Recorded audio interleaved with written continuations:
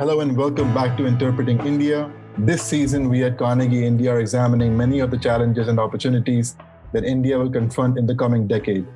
I am your host, Konar Bhandari, and this week, we're discussing semiconductors. Today, semiconductors are used everywhere. Whether it's the device on which you're streaming this episode, the drive assist or safety features of a car, or aerospace and defense equipment, semiconductors are ubiquitous. In the last couple of years, there has been a dearth of supply of semiconductors. The semiconductor shortage today can be attributed to supply chain disruptions and several geopolitical factors in the early days of COVID-19. Realizing the importance and potential of semiconductors, countries around the world, including India, have been investing in the semiconductor capabilities. In December 2021, the Indian government approved a rupees 76,000 crore production-linked incentive scheme to boost semiconductor and display manufacturing. In this episode of Interpreting India, we'll take a closer look at semiconductor supply chains and India's potential in the space. What have governments across the world been doing to strengthen production capability? Where does India fit in? What does the increase in semiconductor capabilities mean for the world? To help us navigate some of these questions, we have with us today Sanjay Gupta. Sanjay Gupta is the Vice President and India Country Manager at NXP India. A seasoned professional with more than 25 years in the semiconductor industry, Sanjay is committed towards the development of the sector in India and has been vocal about the importance of government-industry academia partnership in key industry forums. He leads NXP's business in India while ensuring local compliance with both government and corporate programs and policies. Sanjay, welcome to Interpreting India. Delighted to have you with us. Let us begin by understanding the key reasons for India to make a massive push for having a semiconductor industry. As we all know, during COVID-19, there was a momentary disruption in supply chains the world over. And, as we all know by now, automobile companies had to cancel their orders and chips were basically repurposed towards different consumer electronics applications. There were also US export control measures at this time which were instituted, which essentially completely prohibited sales to many companies blacklisted by the US Commerce Department. So many companies began to essentially stockpile chips at this time, and they essentially ordered several years' worth of semiconductors. There were also some natural disasters which struck in various countries, which affected chip manufacturing capabilities. So Sanjay, as I said before, can you just help us to get a good lay of the land regarding the key reasons for India to make a massive push for having a semiconductor industry? Sure. Thanks for the question. So I will answer the question in, one in a short-term mindset and one in a long-term. On the outset, I would say that even without this pandemic, having a semiconductors expertise, both in design as well as in a long-term manufacturing, with the whole ecosystem was very much in the purview of Ministry of Electronics and Government of India for more than a decade. And the simple reason is we have to think it, as an economist, that today any economy which is having higher quality of output versus another economy or another country having equivalent, level of economic output, the level of fiscal balance between the two countries is decided based on that quality. If you recall the old barter system where 1 kg of wheat replacing with 1 kg of, say, milk or any other commodity. That's how it started. And today, with all estimates, the kind of import that India does every year on year, it has been a big drain on country's economy. And as we all know, the more the fiscal deficit, the more the value of Indian rupee get devalued. And it has consequences on the country's inflation and overall economy going down. And that's where the government realized it long back that the way we are consuming electronic products as Indians, starting with the largest mobile phone consumption market in India, starting with growing network infrastructure, the growing internet access, if we do nothing about electronic manufacturing and keep on importing, there was a point where it was realized this whole import is going to overshoot to a point where it is more than even the oil imports. And we already know that, every ₹1 increase into crude price, or every $1 increase in crude price directly results into significant impact on India's GDP and has a fiscal deficit. So we did not want it as a country to have a second source which becomes such a big liability on us for many, many decades to come. Hence, government of India rightly decided that we have to do something about it. I think COVID only created, what was not very obvious to everyone, that not just in terms of country's economy, in terms of the overall supply chain, complete dependence upon one or two countries for semiconductors manufacturing is not good in long run. Hence, it becomes an additional factor, in my opinion, which further expedite the need for self-reliance, and as the Honorable Prime Minister says, Atmanirbhar Bharat, to have the self-capability to design semiconductor chips so that we are all ready for future when we need to do everything on our own. So these are the primarily two reasons. In a very simplistic way, I will state. Sure, Sanjay. You brought up the question of there being a massive import bill and the Prime Minister's vision of an Atmanirbhar Bharat. At this point, I'll ask you a tangential question. Are there any lessons from consumer electronic industry where we have seen moderate progress in the Make in India plan? Would there be any lessons from that particular scope of the industry to apply to the semiconductor industry? Well, I think you are quite right when you make that comment that lessons learned from the other industries, which were actually quite parallel life, if you see with respect to semiconductors. And I would say, based on whatever I'm seeing in terms of policies and procedures being laid out by Government of India, I think they have not just learned some lessons, they have actually trying to leapfrog a lot of other countries in terms of the offerings that they are trying to lay out for semiconductors manufacturing.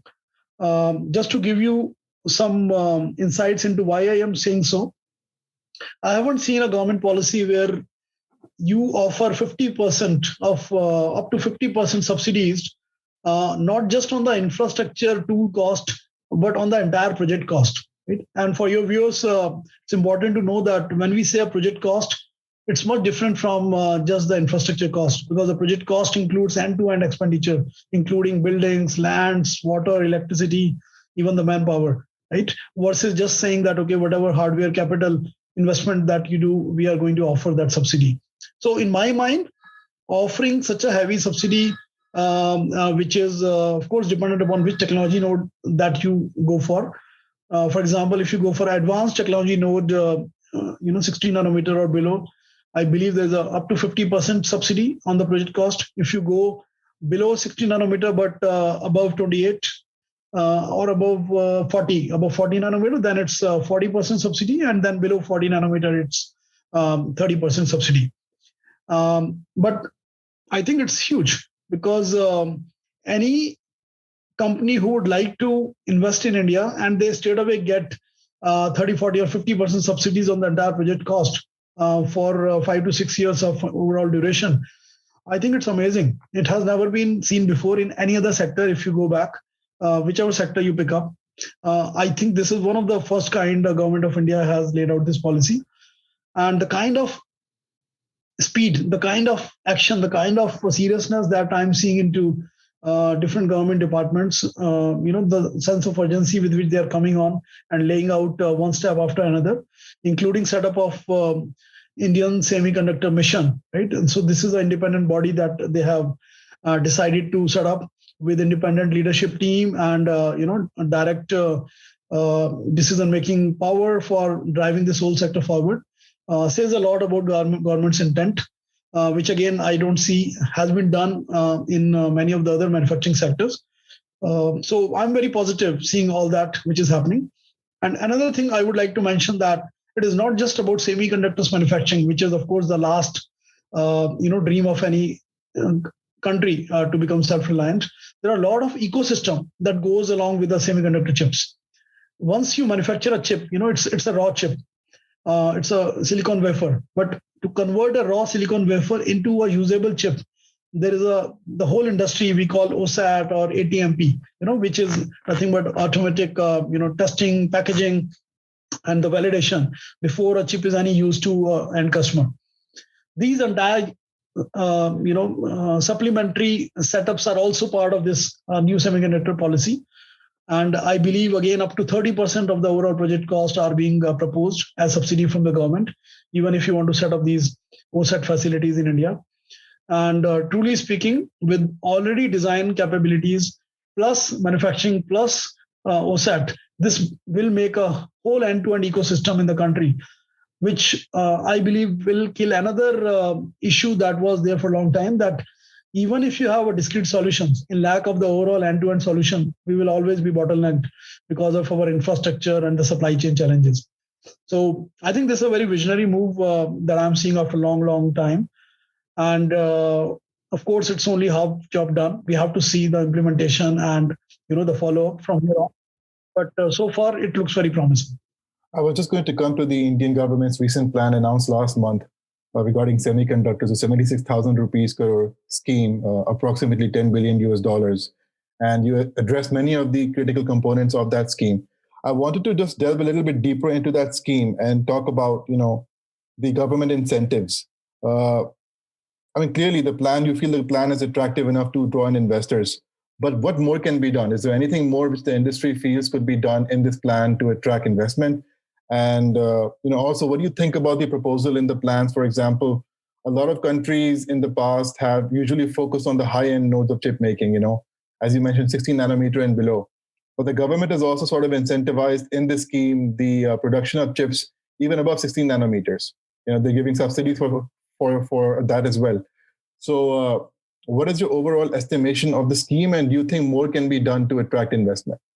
See, the first thing is, if you look into the consumer electronics, if you look into the gadgets that are being used by masses, the reality is that the latest advanced nodes, 28 nanometer or lower, which is 16 nanometer, and further down, these are the nodes which definitely are the cutting edge, but the masses are not still using the products from them, right? At max, you might have iPhones, being made from chips which are of these latest cutting edge nodes. But majority of the mobiles, for example, that will be using India with the 1.3 billion population, and even if we say everyone has one mobile and we are the highest mobile penetration country in the world, the reality is that 80% of the mobile will not be kind of falling into the advanced smartphones. Right? That's a reality.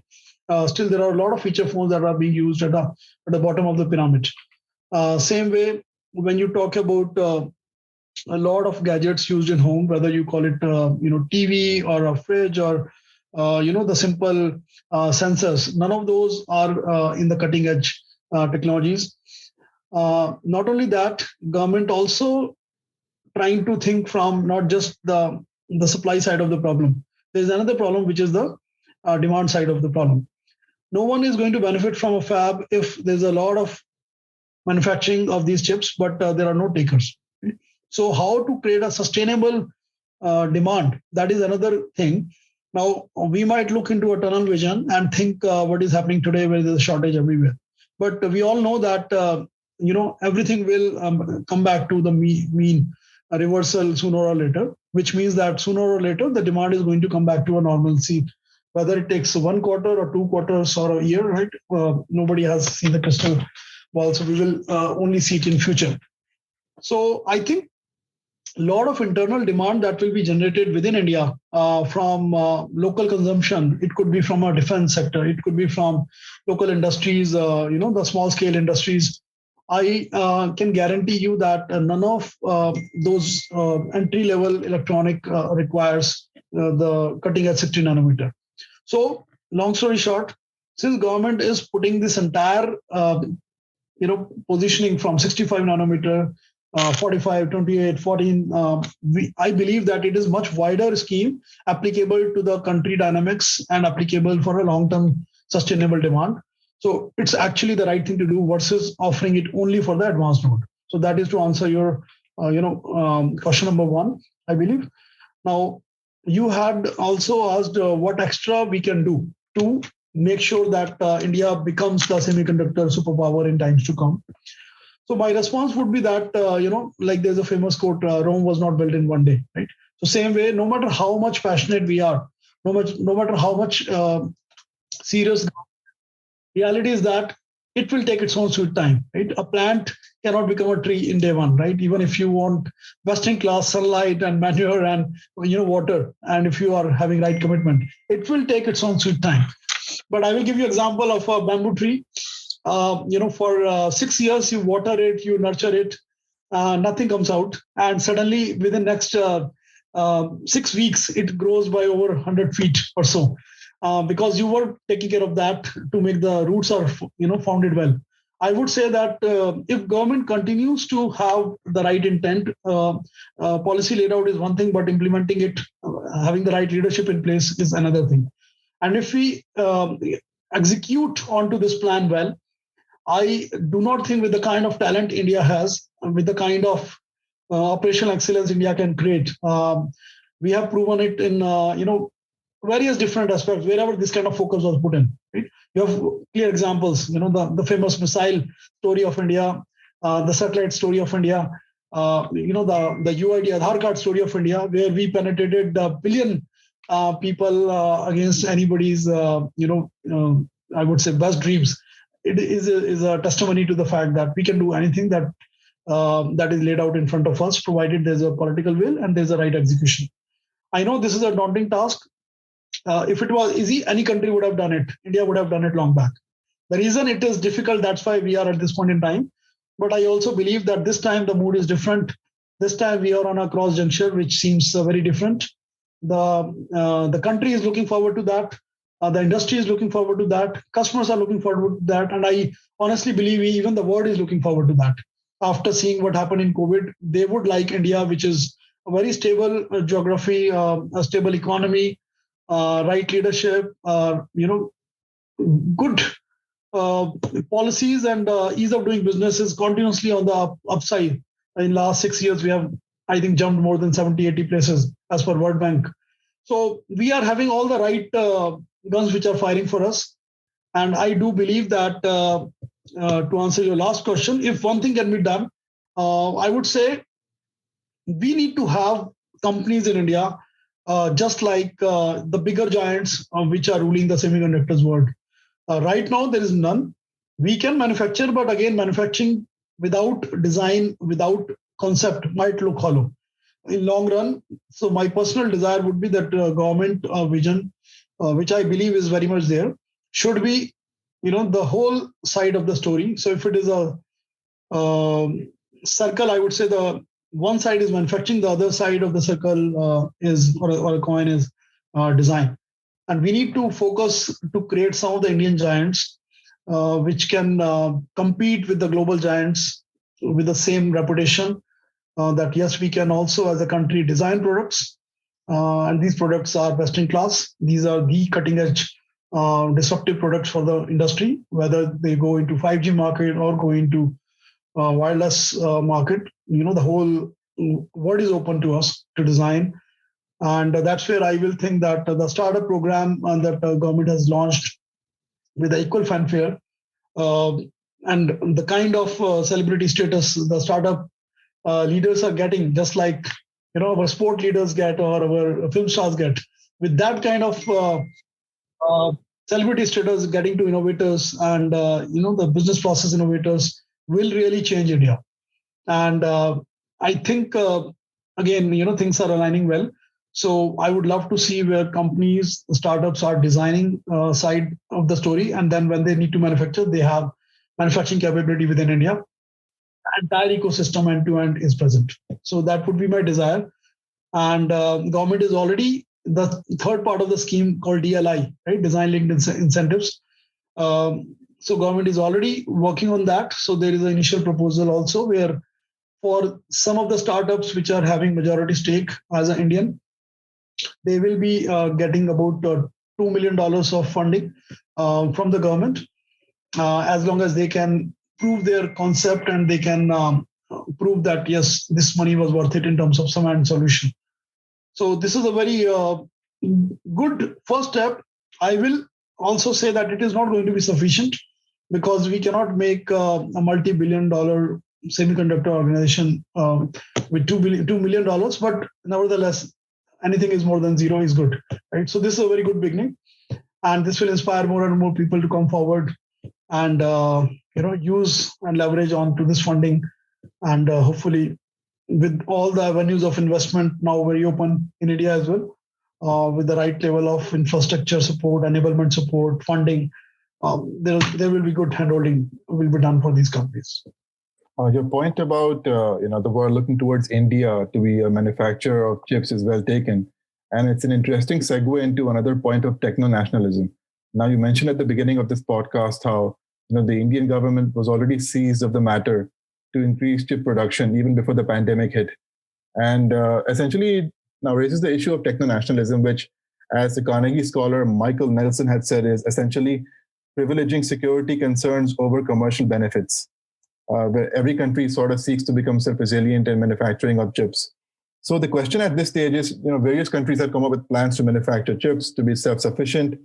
So the issue is, could overproduction happen? Could this lead to a glut in supply and then eventually lead to a subsequent fall in prices, Sanjay?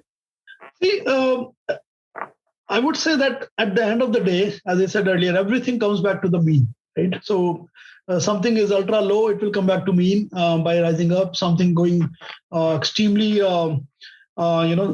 super duper aggressively will come back with a lower consumption or lower usage and come back to mean. Just like the equity curve behaves in any market, everything comes back to mean. So, well, if the whole world starts doing it and doing it over and beyond the regular demand, what you are saying might be, true. But I would presume that if you look into the current, status with multiple research that have come out, semiconductor manufacturing demand is growing at the rate of 17 to 18%, versus the way manufacturing capability and capacity building is happening at 7 to 8%. So at least at this point in time, the growth is much surpassing the availability or the infrastructure the way it is catching up. So growth is ahead of the curve, and I think again, if you look around all the application areas, from automotive to industrial, everywhere, on average, double-digit growth of semiconductor electronics that is growing. Just to make it real, take a automotive sector, which we can all imagine, right? Because we all drive those cars. A typical car 10 years back versus a typical car today, you will see a vast difference in the way electronics is being used into the car. Today's car, we almost have a desire that it should behave like our living room. It should have the the latest touch-based capabilities with Bluetooth, with all your connectivity that you believe your home gadget will provide, your car should provide. It needs to have a GPS capability. It needs to have latest touch panels and audio video capability.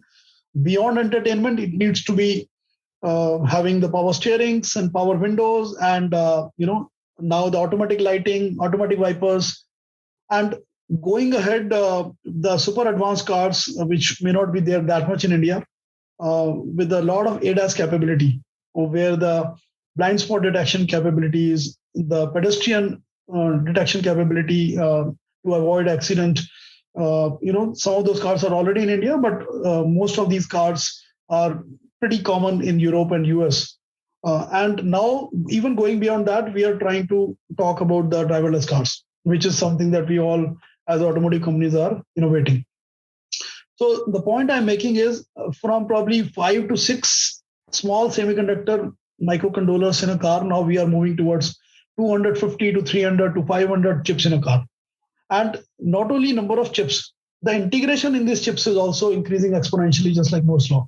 So from probably 10,000 transistors or 100,000 transistors, we are now going into millions of transistors into these chips. So not only number is increasing, the density is increasing. So if we continue to go that way, it is but obvious that the semiconductor content in every sector is increasing. I just talked about automotive. Within automotive, you have electric cars. They have their own requirements for the advanced charging capabilities, the regenerative braking capabilities. They have the battery management system, which need to be super advanced. Now we're talking about connected cars, where car-to-car connectivity, car to cloud connectivity, everything requires semiconductors, right? Now this was automotive. You go to industrial, same thing. You are looking for industrial robots where they can automatically detect which of your shelves in a, let's say, big warehouse are empty, and they will have the automatic loading and unloading capabilities. And even knowing that which shelf are empty, you don't need a manual supervision. You will have sensors below each of the shelf which are automatically be talking to your central database, which will be automatically talking to your external warehouse or even a customer warehouse, and then demand will be requested automatic. This all will be governed by advanced electronics, and of course coupled with that smart machine learning and artificial intelligence loaded chips, which is the future, right? So any sector you go, health sector you go, you have smart watches, you have smart bands. Each one of these have the capability to measure your sleep pattern, your blood pressure, your heart rates, and some of the very advanced phones are actually trying to even decode your ECG, which could be a medical grade, right? So we are moving into an era where everything around us at a house, your refrigerator and washing machines are loaded with chips. They can gauge what time of the day electricity is going to be cheaper, what time of the day it is going to be stable, when the loading is less, and so many other factors. Refrigerator can automatically order your food from the warehouses in US now, right? So long story short, everything that we touch is exponentially growing in electronic content, which indirectly means that the demand for semiconductor manufacturing is going to increase, which automatically means that we need more fabs other than where they exist right now. And I truly believe that the pie is going to be too big to be overloading at least for next 1 to 2 decades. That is my hope, wish, and desire as well. But it is backed by facts, right? So with the high double-digit CAGR growth of semiconductors, I think it is a matter of time that any country which will have a fab will be loaded with demand. To enable this, futuristic vision which you painted, Sanjay, I guess it would be very critical to have an enabling ecosystem as well at the same time. And you mentioned the government's policy, the DLI policy as well. There's also the talk about the Indian semiconductor mission. Now, the issue at this stage is, it's still not clear as to what the details are regarding the ISM. It's a nodal agency within the Digital India Corporation. But how would you prefer, from a public administration standpoint, how would you prefer it to work? Should it be an interdepartmental committee? Should it be something comprising of experts which have, basically binding say on the issues as to how, the entire thing is run? How do you think it should go ahead? I would say that, in a very simplistic way for your viewers, just like a private organization works with a very clear mandate, very clear targets, and very clear accountability. I think these things should go hand in hand, even for our ISM to become successful. So my dream would be that it is led by able leaders and a great leadership team who know the subject matter about semiconductors, number one. Number two, they should be provided with as much as empowerment and authority to take decisions as it is being done by any multinational organization CEO, so that they can execute to that vision without any interruption, without any slowdown. And of course, like even a CEO is accountable to the board, so these people should also be accountable to the government and to the stakeholders, because this is not a small matter, right? We are talking about billions of dollars at stake, and multi billions of indirect potential of these fabs, and most importantly, aspirations of not just millions of Indians, but also the rest of the world, who is going to look at India, that if India can become big in design and software and IT, can they repeat it in semiconductors manufacturing? So it's a matter of credibility, it's a matter of pride. And I would think that the leadership team who drives that should be good enough to meet all these expectations. Certainly, they need to be given full empowerment, as I said, for the decision making. And I think rest is going to be very natural outcome that I would assume. And I will probably equate it to the level of, say, the metro projects that were started in India long back, right? At that point in time, when India had no metro infrastructure, I think great legendary Mr. Sridharan were appointed, right? So he's of a caliber where he demanded empowerment and then he delivered something which right now is India has become role model to many other countries, at least in many states. Same way, I would say the way the entire Aadhaar and UID process was laid out with a clear leadership and support from the government. Another thing I would like to mention that since this is more of a national cause, much bigger than any political cause, so these kind of institutions should be completely separate from the political changes that happen in the country. So from that perspective, just like election commission, these should not be changed just by government changes. Another very important thing for the stability for this mission for the country. And I think these three things, complete empowerment and transparency, right leadership, and the right structure will really make us India on the right path. Just to delve a little bit deeper into your, you mentioned three things about there being a strong leader, authority to execute the projects, and also being accountable. I want to just go a bit deeper into the first point of having a strong leader. Now, you mentioned the Aadhaar project. In that, Mr. Nilekani was given essentially the rank of a cabinet minister. And so would it be possibly worth exploring the option of having the head of the Indian Semiconductor mission to be somebody who has the cabinet rank, somebody who's like a tech czar who can execute projects at scale? Would that be worth exploring?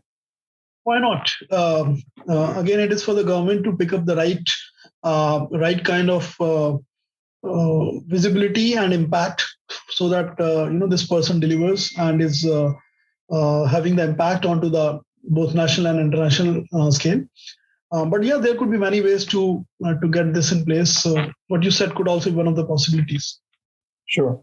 Now the last question is essentially, you've been in this industry for so long, and I'm sure you've heard about the plans in the EU and the US to also sort of boost their production capabilities. The US has introduced this bill, which is not a law as of now.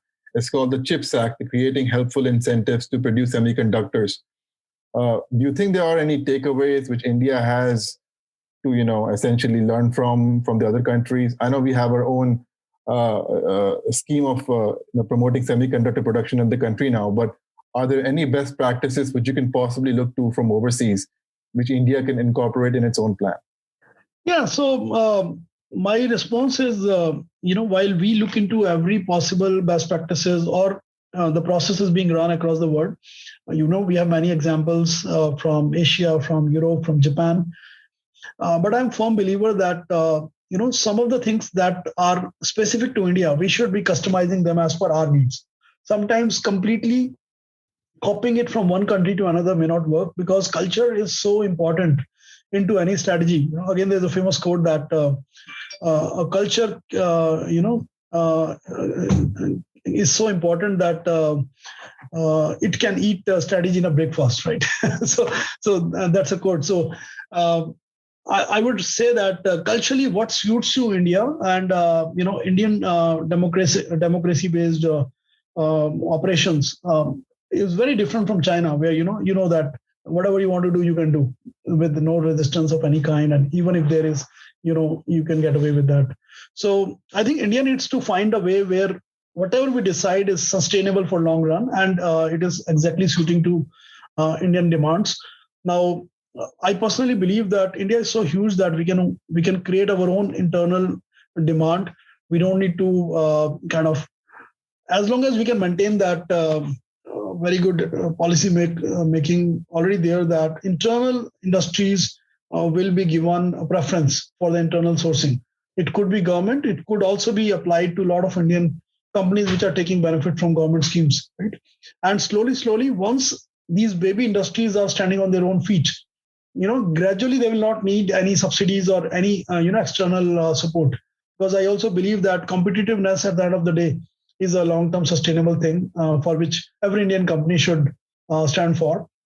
So yes, while we look into every country for best practices, I think what makes good cut for India, that is something that we should be doing. And creating an internal demand is the first thing that we should do for all of our internal startups and take up semiconductors. Well, Sanjay, I wish this discussion could go on longer, but I think we're nearing the end of our podcast now. So thank you so much for joining us today.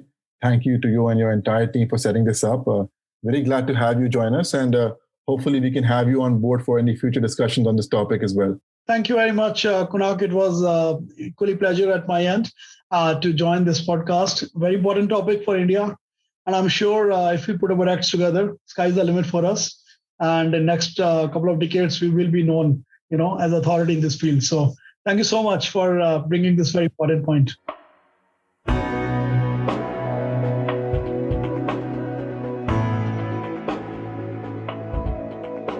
We'll be back in 2 weeks with a new episode.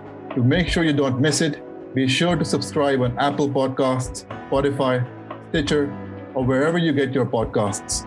To learn more about our research and team, you can visit us at carnegieindia.org. You can also find us on social media on Twitter, Facebook, and Instagram.